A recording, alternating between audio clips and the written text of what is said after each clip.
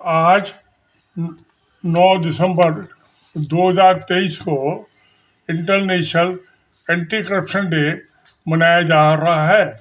अब सवाल ये है कि इंटरनेशनल जब भ्रष्टाचार एंटी करप्शन डे मनाने की बात होती है तो ये इंटरनेशनल नहीं हो सकता, क्योंकि सब समाज में, सब राष्ट्रों में, हर जुरिडिक्शन में करप्शन का अलग अलग ढंग है और उसको डिटेक्ट करने का, इन्वेस्टिगेशन का भी अलग अलग कानून है। तो इसलिए ये इंटरनेशनल नहीं हो सकता, ये लोकलाइज ही करना पड़ेगा। पहली चीज़ ये है कि 18वीं ये 10,000 साल से, जब से हंटर गैदरर से इंसान जो था खेती की तरफ आया, और उसके बाद 18th सेंचुरी से इंडस्ट्रियलाइजेशन चालू हुआ, जब स्टीम इंजन का इन्वेंशन हुआ, तो उसके बाद से ये पब्लिक वर्क्स बढ़ते गए जो सरकार के कम्युनिटी डेवलपमेंट के थे। तो 2300 साल पहले आचार्य चाणक्य ने ये कहा था कि मछली कब पानी पीती है उसका पता नहीं चलता, इसी प्रकार सरकारी मुलाजिम कब भ्रष्टाचार करता है उसका पता नहीं चलता। बहुत मुश्किल काम है ये। तो इन सब चीज़ों के लिए क्या किया जाए? तो सरकार ने, अलग अलग देश की सरकारों ने अपने अपने यहाँ जैसे जैसे हालात थे, करप्शन के ढंग थे, उसके मुताबिक जो है भ्रष्टाचार की इंक्वायरी, डिटेक्शन, इन्वेस्टिगेशन और प्रोसिक्यूशन के और पनिशमेंट के ढंग ईजाद किए और कानून बनाए उसके मुताबिक। 18th सेंचुरी में जब ये इंडस्ट्रियल रिवॉल्यूशन हुआ तो उसके बाद से भ्रष्टाचार करने के कल्ट ही अगर बदल गई, उसके ढंग बदल गए और उसको इन्वेस्टिगेशन, डिटेक्शन का सभी सिस्टम बदला।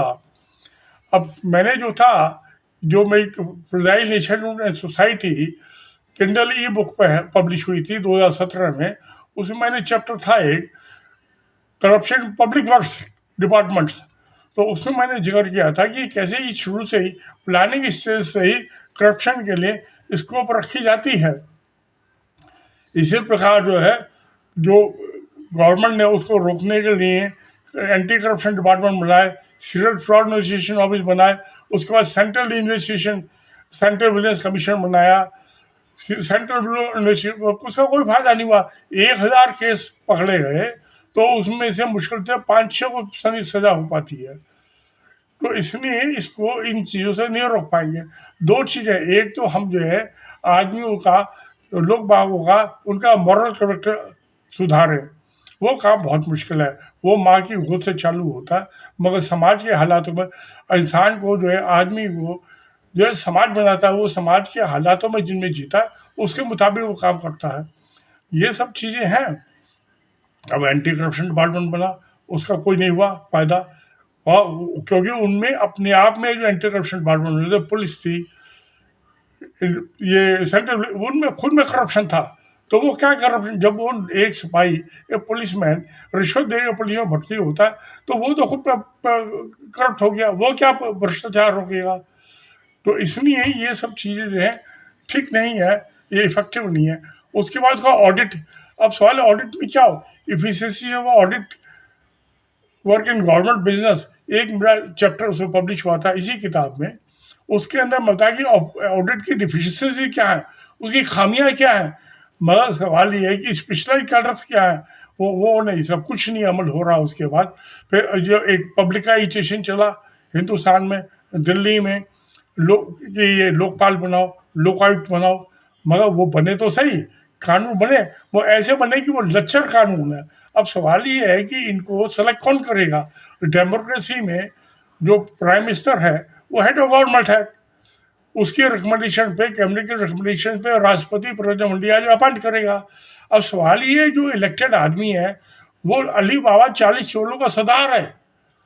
वो सारे जो एमपी इलेक्ट हो आए हैं वो भ्रष्टाचार के और ब्लैक मनी को खर्चा करके वो चुनाव जीत के आए हैं। एक कंपटीशन है, तो भ्रष्टाचार में कंपटीशन, कौन सबसे ज़्यादा भ्रष्ट है वो जीत के आता है।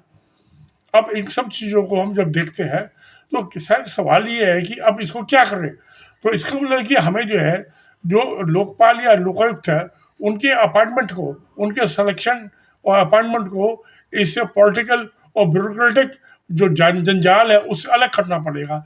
अब उसके लिए क्या जंजाल हो सकता है, उसके लिए मैंने सजेशन दिया था। जब मुझे राज्यसभा की सेलेक्ट कमेटी को मैंने अपना बिल दिया था, उन्होंने सजेशन मांगे थे पब्लिक से, तो मैंने उसकी क्लॉज बाय क्लॉज पूरे लोकपाल लोकल बिल को दिया था कि इसमें क्या होना चाहिए, क्या अमेंडमेंट होने चाहिए। मुझे फिर लोकायुक्त उसने सेलेक्ट कमेटी ने इनवाइट किया उस पर समझाने के लिए।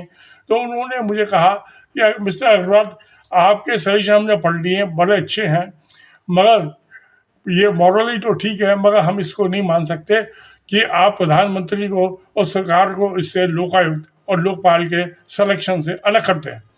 मेरा सजेशन था जो नेशन बिल्डर हैं वो सेलेक्ट करें लोकपाल और लोकायुक्त, और उनकी रिकमेंडेशन पे प्रेसिडेंट ऑफ इंडिया लोकपाल और स्टेट का गवर्नर लोकायुक्त को अपॉइंट करें। और वो उसमें कौन है नेशन बिल्डर्स?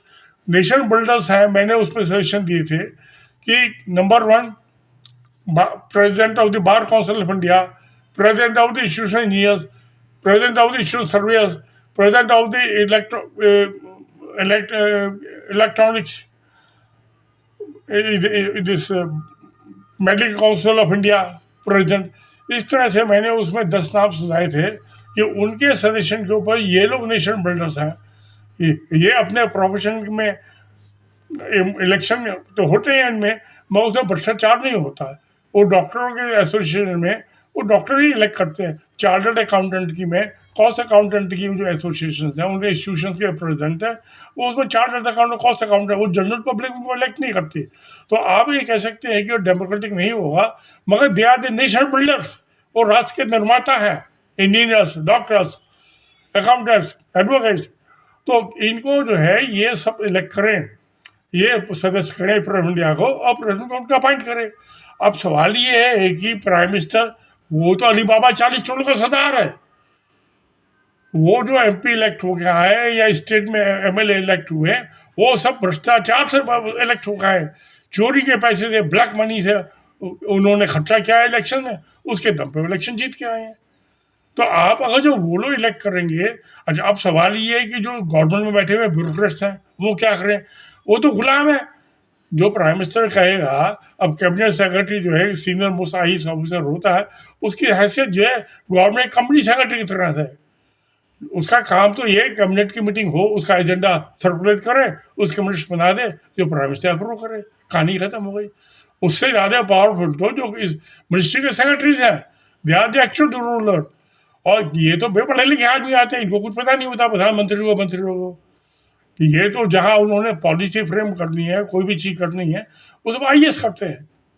इनको पता नहीं होता प्राइम मिनिस्टर या चीफ मिनिस्टर्स को या मिनिस्टर्स को। ये तो ठप्पा लगा देते हैं, अपने साइन कर देते हैं।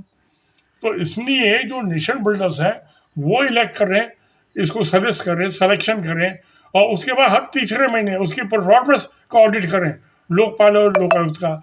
अगर तो उनका काम ठीक नहीं समझते हैं, उनकी देखते हैं कि ठीक नहीं है इनका काम, एफिशिएंटली काम नहीं करते, तो प्रेसिडेंट को इंडिया को रिकमेंड करके इनको हटा के दूसरे आदमी को बनाया, उसका भी नाम दें। तो इस तरह से ये सब करने से तो अच्छा, अब सवाल है उसको किसको सजा दो। एक कंप्लेंट हुई तो उसकी इन्वेस्टिगेशन करें। इन्वेस्टिगेशन कौन करेगा? ये सीबीआई में जो पुलिस वाले हैं, 50% तो डेपुटेशन स्टेट पुलिस से आते हैं, 50% अपने कैडर के। एक्चुअल में डिफेक्टिव जो है तो लेस देन 50% है, मगर वो तो खुद रिश्वत देकर भर्ती हुए हैं। तो वो क्या भ्रष्टाचार हुआ, भ्रष्टाचार को पकड़ेंगे? वो नहीं पकड़ेंगे। नेशनल जो इसमें सेंट्रल विजिलेंस कमीशन में, उसमें आईएएस ऑफिसर लगा दिए। जब मिनिस्ट्री में सेक्रेटरी बैठे वहाँ उन्होंने कुछ काम नहीं किया, तो सेंट्रल विजिलेंस कमीशन क्या विजिलेंस वर्क करेंगे? वो भी गलत है काम। इससे है नहीं होना करप्शन खत्म जो है।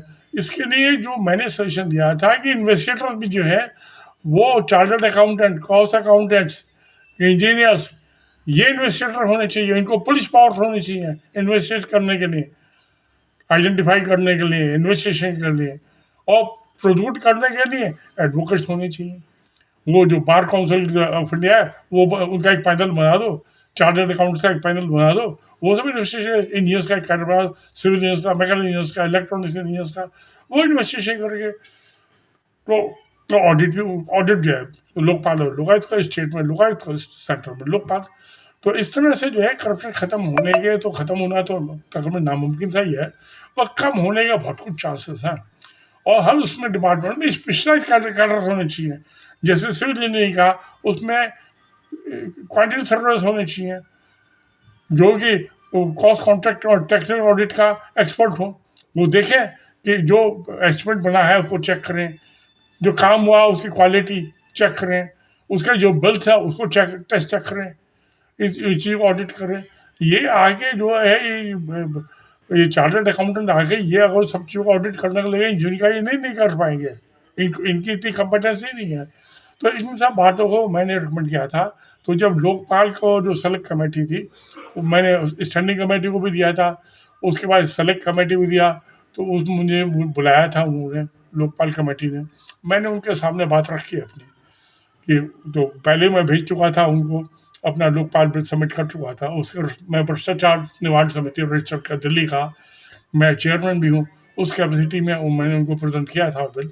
उन्होंने मुझे इनवाइट किया, मैंने उनको एक्सप्लेन किया, तो वो तो सब एक्सप्लेन कर दिया। कमेटी की मीटिंग के बाद जब लंच में सत्यव्रत चतुर्वेदी जो थे, वो राज्यसभा के 5 दफ़े के इलेक्टेड मेंबर रहे थे, उन्होंने मुझे कहा, अग्रवाल आपने जो बिल बनाया, मैं निजी तौर पर तो आपकी बात से सहमत हूँ, मगर हम रिकमेंड वो करेंगे जो जॉब हमें असाइन किया गया है कि जो लोकपाल से वहाँ से पास होकर आया लोकसभा से, हम उसको ही रिकमेंड करेंगे कानून बनाने के लिए। मैं कहा वो आपका ऑप्शन है, मगर आप जैसे सेंट्रल पोल्यूशन कंट्रोल बोर्ड बना था, स्टेट के control board pollution control board में थे, हम खुश थे कि इससे पोल्यूशन कम होगा, मगर वो एक और नया डिपार्टमेंट खुल गया करप्शन का।